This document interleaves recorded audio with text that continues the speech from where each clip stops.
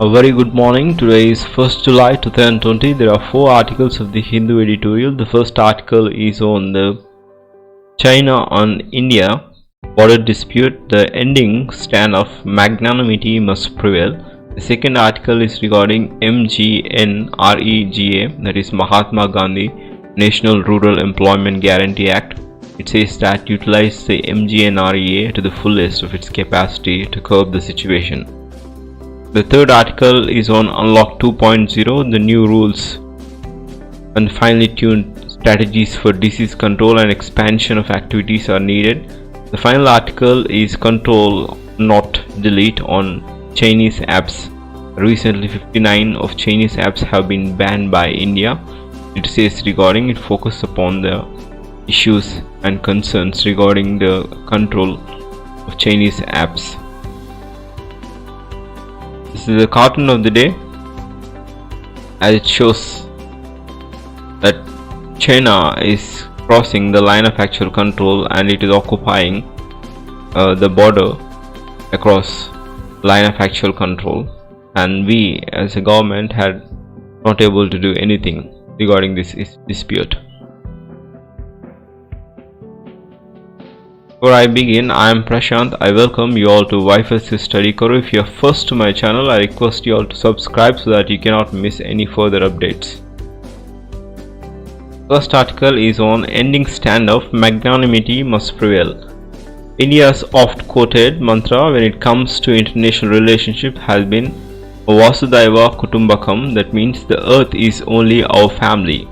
It is not in the India's DNA, so to speak, to demonize any country in its neighborhood, including China, South Asia and Southeast Asia, all the way to Indonesia. That is because the long-standing civilization ties. When Prime Minister Modi spoke in Shanghai just 5 years ago in 2015, he recounted that Indian community living there, how Chinese President Xi Jinping took him to his native village in Xi'an province and showed him the book written by the 7th century Buddhist monk, whose travelers connected to the birthplace of the both leaders. Keeping cool ahead, presently India is on the brink of regarding China as enemy number 1. This had happened because of the bloody hand-to-hand combat without firearms between India and Chinese soldiers in Galwan Valley, Ladakh, which left 20 Indian soldiers dead and many more wounded. It may never be known how many Chinese soldiers died or were injured. These deaths on the frontier are a tragic break in the admirable record of avoiding casualties on both sides. Despite face-offs on numerous occasions along the long frontier between India and China, both sides have accepted that the border between the two sides or two countries must be settled by the agreement for the sake of peace. China had refused to reorganize the McMahon Line and the demarcation of boundaries done by the British colonial power. Pending on a final settlement of the boundary, India and China signed an agreement on maintenance of peace and tranquility along the line of actual control in the Indian-China border areas in 1993. Another similar agreement on confidence building measures in military field along the line of actual control in the India and China border area, signed in 1996, contains a specific clause related to the use of firearms by both sides. Neither side shall open or cause biodegradation, use hazardous chemicals, conduct blast operations or hunt with guns and explosives within the 2 kilometers of line of actual control. This prohibition shall not apply to routine firing activities in small arms firing ranges. Apparently, this provision was respected by both sides during the clash on June 15th. Tragically, they fought much more barbarically and nail-studded sticks, knives and stones, causing inhuman suffering. This incident threatens unofficial partition of terrorist or territories that had stood the good test of the time. Aksai Chin is claimed by India but China de facto rules. China claims Arunachal Pradesh but India constitutionally rules. Will it be possible even to resolve the boundary dispute which is at the root of the conflict, and if so, how? The dispute cannot be resolved by going to war, nor war has permanent winners. No losers can winningly accept the defeat. The only way to resolve disputes in post-nuclear times is through negotiations as equal powers with mutual respect. The Chinese record. During the visit to India in April 1960, Chinese Foreign Minister Zhou Enlai made a proposal to settle the border dispute. It was rejected by Prime Minister Jawaharlal Nehru. In the hindsight, history must record that the lost power opportunity which had a tragic consequences.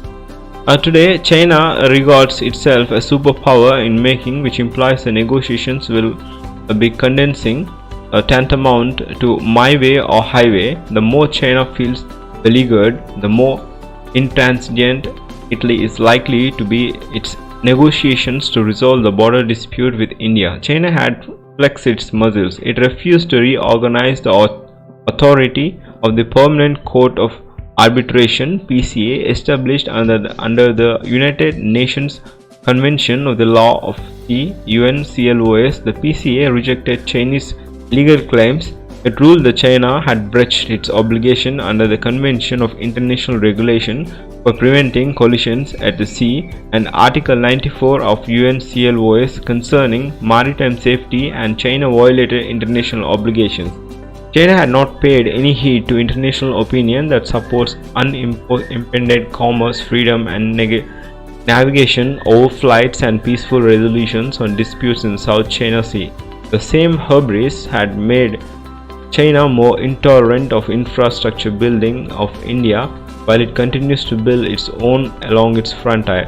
Weighing in on the options: should India counter China tit for tat by adopting a posture of aggression, or should India redouble its diplomatic efforts to counter China's intransigence with the support from Japan, Australia and United States, Russia and other countries, including those disputing China's claims in the South China Sea? What matters to India is whatever is good for its people. Focusing and strengthening military might even when the economy is suffering and COVID-19 is taking its toll will not be a wise move. Nor it is a wise call to boycott a Chinese import. Sanctions and boycotts are justifiable only when there is a strong moral justification. Boycott of South Africa during the apartheid period was justified, and it served its purpose in hastening South Africa's turn to equality and democratic governance. Arguably, there are more justifications for sanctions against Israel if it expands its illegal settlements to the West Bank and Palestinian territories. Moral outrage has been triggered by actions of regime in South Africa and Israel, but India's border dispute with China calls for a peaceful resolution, not a moral outrage. It is understandable in the immediate aftermath of the sacrifice made by India's soldiers that the nationalist ferment will come to fore, as had happened with other incidents when sovereignty seemed to have been transgressed. This is the only one also will run a course. If India boycotts goods from China, it will also hurt more itself and barely make a dent in China's economic prospects. India is lauded as a pharmacy of the world because it is able to import essential raw materials to China. India's support goods exports are likewise dependent on imports of China. The world buys Chinese goods because their quality and price are compelling. It has been reported that Steve Jobs wanted to change the iPhone screen barely 3 days before its formal launch. Chinese factory that assembled the phone for Apple mobilized its workforce to get screens replaced in quick time. India should emulate China in its manufacturing practices and agility to adapt to international demand. There is also a little parity between India and China in trade terms. There is a much more parity in military might at the present compared to 1960. The home watch. It is unfortunate that many cities in India, people from northeast have features resembling Chinese, have been ostracized. India must be on the guard in the aftermath of the current tensions with China not to unleash any kind of hostility against anyone, especially resident Chinese nationals. India must have learned the hard lessons which it did not in 1962, that the warm and gushing expressions of friendship towards China will not stop hostilities. Only pragmatic and shrewd diplomacy can do it. Oscillating to the opposite end, and attacking China as the enemy is not wise. Regarding the ending standoff, and only magnanimity must prevail. The next article is on Mahatma Gandhi National Rural Employment Act as a lifeline which is working for the poor in rural India, has proved once again with the experience of the lockdown. In April and part of May, it was absence of MGNREGA, which accentuated in rural distress. The central government revised the lockdown guidelines to allow these workers from only April 20, nearly a month after the national lockdown was imposed, and released funds for it belatedly. But once the money reached the state, the results are evident. Whereas the number of households who got work in April 2020 was in the lowest in several years at 95 lakhs. In May, their numbers went up to 3.05 crore. Till the third week of June, it is around 2.84 crore households had got work, much higher when compared to the same months in the last year. With an average of 23 days to work and a daily wage of 200 rupees, households who got to work earned around 1500 per month. Even though this is a meager, it shows a potential that MGNREGA to bring work and relief, provided it is further explained. The central government released 38,000 crore for these workers. On 70% have already been utilized. With the return of migrant workers to their home states and substantial number have completed the quarantine period, the demand for the work is bound to increase. The remaining 8,000 crore fund will be available to the states is clearly insufficient. It is therefore essential for central government to release the second tranche without delay. Work provided to a few. Even in the months where there has been a welcome increase in the workers who got work, it is extremely disturbing that many as 1.82 crore workers who demanded work were turned back, according to the figures available on the ministry website. In the fiscal year, that is 8.07 crore workers demanded work, but the work provided to only 6.25 crore workers. Recently, we heard that from Prime Minister and Utilise Chief Minister Hardshell that the record of unemployment provision in the state, claiming that 1 crore jobs have been provided in a single day. This is certainly a novel interpretation of the statistics. What is the nature of work? Are they permanent jobs? Are they one-day jobs, such as the work on MGNREGA sites can be? In UP, over the 1 crore workers have applied for the work of MGNREGA, but more than 1/3 of them were turned back. Similarly, in Bihar, which also has a large number of returning migrants, that is 12 lakh workers, of 41 lakh workers who applied were turned back. In spite of a legal provision of unemployment allowance, not a single rupee in compensation have been paid. Now the monsoons have set up, the issue becomes all more relevant during the rainy season. Even though the demand is high, work provision is low. It is therefore essential for central government to ensure that the states are provided with the funds to pay unemployment allowance to all the workers demanding work. In the context that needs to be strengthened, that MGNREGA, the announcement of central government's new scheme, that is Garib Kalyan Rozgar Abhiyan, to provide work to the migrant workers in 116 selected districts across India, raises several questions. First question is, what is the criteria for selection? Why, for example, should the states of West Bengal, Chhattisgarh be omitted when reverse migration is particularly high in these states?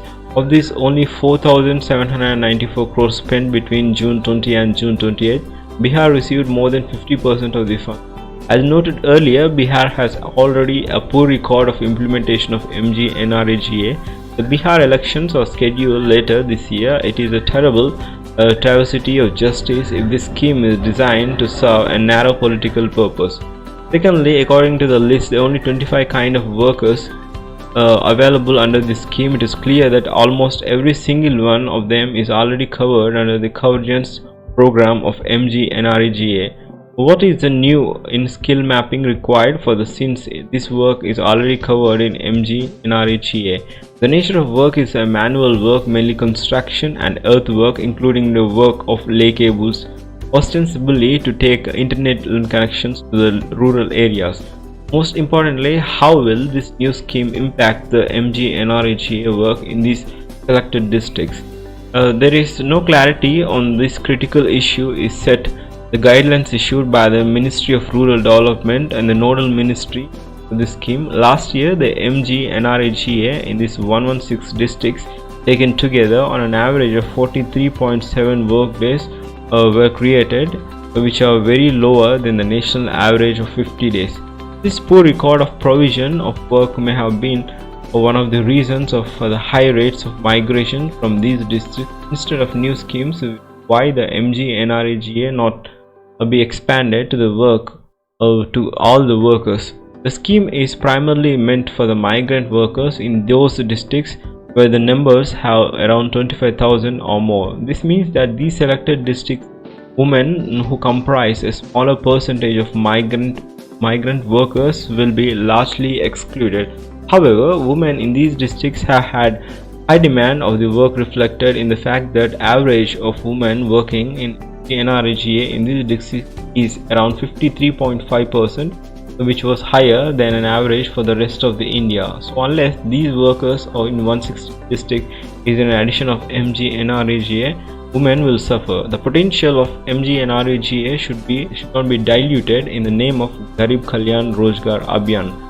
The potential of MGNREGA to provide a relief for those suffering from the rural India should be utilized to the fullest capacity. This will also require a removal of restrictions for only one person per household to make every individual eligible. The cap of 100 days should be removed and expanded to at least 200 days. Unemployment allowance should be guaranteed for all those turned away from work. And importantly, the government must ensure the release of funds on emergency basis. This is regarding how to utilize the MGNREGA to the fullest of its capacity. The next article is on the Unlock 2.0. The Home Ministry's order relaxing the lockdown in the Unlock 2.0 phase until July 31st provides the wider resumption of activity in the areas other than the containment zones, while retaining appropriately the prohibition of mass gathering after the first phase of the national lockdown. The handling of the pandemic, crucially testing, tracing, quarantining and treating the sicker patients to reduce infection spread and mortality have come to depend on the capacity of individual states. India's current cases toll around 3,47,000 people who recovered, or 17,000 people were died, in the excess of 500,000. With no prediction for when the COVID-19 could peak, the latest announcement casts is a heavy responsibility on the states. They are of course empowered to impose additional restrictions outside containment zones without impeding inter to intrastate movement of the people and goods. Some of them have learned that community level monitoring of influenza like fever and respiratory illness and testing of the focused manner shows high positivity rates. Good serological testing in the containment zones would add insight on the overall state of infection. Such fine-tuning of the strategies together with the access of testing where indicated will be crucial in unlock phase. States must be also realized that more activity could bring more patients to the hospital, which is already surged in terms of fatigued health staff and available beds. Targeted lockdown for smaller areas and measure to encourage healthy behavior holds the key to the role of incident the cases. Maharashtra, Tamil Nadu, West Bengal with a large caseload have extended the lockdown till July 31st. A period of those should be used to distribute masks all the residents and ensure that the message of face covering and distance leads to full compliance.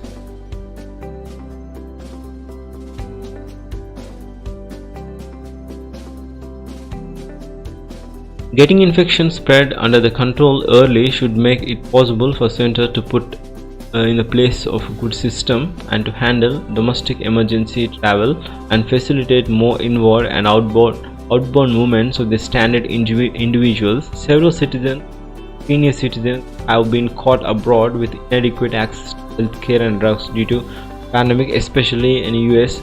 Workers too are trapped in many countries with the Indian regulations that do not aid working from home to be modified. They treat electronic equipment as non-essential and unavailable from e-commerce channels because of the delivery restrictions in some cities. Self-certification for bank accounts have become due in the new financial year.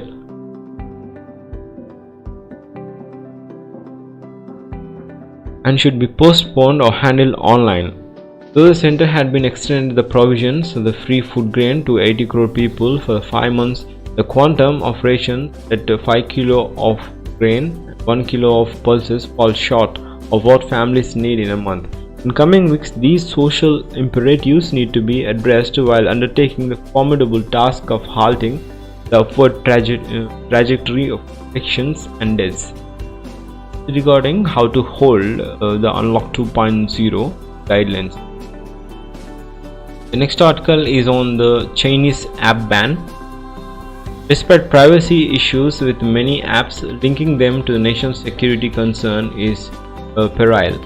Citing concerns to the both data security and national sovereignty, Indian government on June 29th announced that it would block 59 widely used apps, most linked to Chinese companies. These include the popular video sharing networking, that is TikTok, a mobile browser used by UC browser, and a file sharing app called ShareIt. What is common to is that there is a wide use of base in India, in which each claiming more than 100 million monthly active users, and the origin of the China. Explaining the ban, the Ministry of Electronics and Information Technology cited the emergent nature of the threats posed by the apps and information available, that they have engaged in activities prejudicial and sovereignty and integrity of the India. Defense of India, security and state and the public order. These apps, according to the ministry, had reported for stealing and transmitting users' data in unauthorized manner to servers which have locations outside India, which impinges upon the sovereignty and integrity of India. From the perspective of data security and privacy, there is indeed a strong case to be made to more strictly regulate apps that handle vast amount of user data. Such a move was surely long overdue, but the government might have done the right thing in the wrong reason. The timing of the move, coupled with the fact that it has chosen to block the apps outright rather than ensure that they are complying with the law, suggests that ban is less motivated by the privacy concerns that about sending a message to China amid the tensions along the border. After all, privacy, the data security concerns are not limited to Chinese apps. Concerns may be about these apps are hardly new, and move to block them comes after these apps have already amassed hundreds of millions of users in India. If sending a message about China's motivation, the ban is more signaling than substance. It may help that the government should be public. It is taking China on, even if it have no impact on deterring China's behavior on the border, which will require a tough diplomatic and military responses. The tensions on this border, as well as COVID-19 pandemic, have ignited a much needed debate on India's economic dependencies on China. India remains reliant on Chinese products in several critical and strategically sensitive sectors, from semiconductors and active pharmaceutical ingredients and the telecom sector, where Chinese vendors are involved not only in India's 4G network but its ongoing 5G trail as well. India faces a tough choices going forward in dealing with this deep economic embrace with China. Hitting the delete button on social media and gaming apps barely scratches the surface of the problems. Regarding the deletion or a banning of Chinese apps, 59 apps by Indian government, what are the consequences? That's the end of article discussion. If you are new to my channel, you can subscribe, click the subscribe button and bell icon so that you will not miss any further updates. This is my Facebook page and Insta page, Wifi Karo. You can follow me there. Thanks for joining me. Have a great day.